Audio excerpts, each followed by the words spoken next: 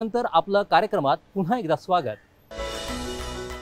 घरगुती शाडूच्या गणपतींचं घरातच किंवा इमारतीच्या आवारातच विसर्जन करण्याचा पुनरावर्तन हा उपक्रम पुण्यामध्ये यशस्वी ठरला आहे। तब्बल 18 अशासकीय सामाजिक संस्थांनी पुढाकार घेत ही संकल्पना राबवली आहे। 10 दिवसांच्या प्रचंड उत्साहानंतर सर्वांनीच आपल्या लाडक्या बाप्पाला निरोप दिलाय।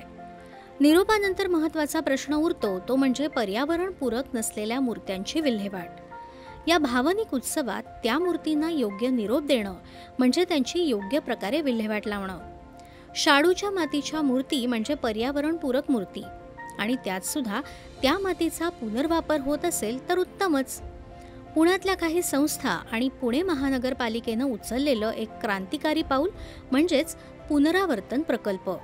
तर 2022 मध्ये आम्ही सगळ्यांची मदत घेतली आणि करीब 16-17 संस्थांसोबत आम्ही हे काम खूप मोठ्या स्केलवरती केलं होतं आणि त्या वर्षी 23,000 किलो गोळा करून मूर्तिकारांना परत दिली होती। महाराष्ट्र पोल्युशन कंट्रोल बोर्डनी आता संपूर्ण महाराष्ट्रामध्ये हे व्हावं असं त्यांनी इन्स्ट्रक्शन दिलेलं आहे आणि वेगवेगळे म्युनिसिपल कॉर्पोरेशन पण आता जुळतायत आपल्या सोबत।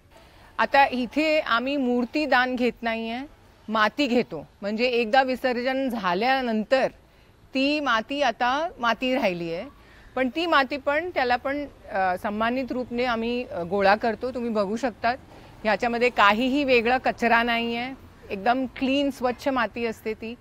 तर आणि एकदा विसर्जन झाल्यानंतर तुमची ते पूजा जे आहे ती संपूर्ण झाली आणि आम्ही धार्मिक जे शास्त्री वगैरे आहेत त्यांच्याशी पण बोललो, त्यांची परवानगी घेतली, त्यांचे आशीर्वाद घेतले आणि त्याच्यानंतर आम्ही हे सगळं करतोय। तर ह्याच्यामध्ये म्हणजे लोकांची आस्था आम्ही खूप सन्मानपूर्वक ठेवून चालतोय।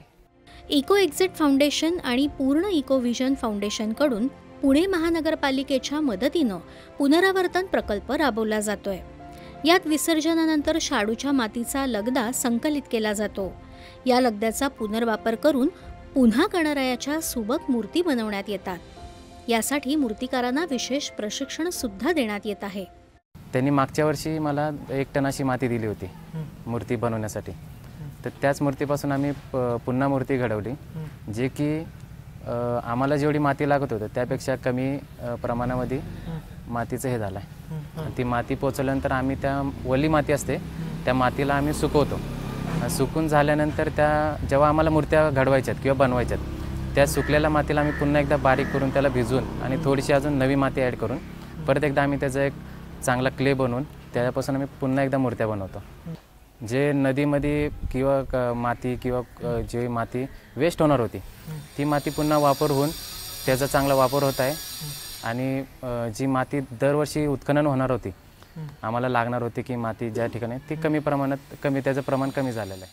मूर्तिकारांना शाडूची माती मिळवण्यात अडचणींचा सामना करायला लागायचा आणि प्लास्टर ऑफ पॅरिसच्या मूर्त्यांमधून पर्यावरणाला होणारा त्रास ही सुद्धा एक चिंतेची बाब होती।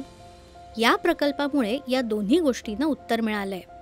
दूरदर्शन बातम्यांसाठी रुक्मांगद पोतदार, पुणे। पुन्हा भेटूया छोट्याशा विश्रांतीनंतर।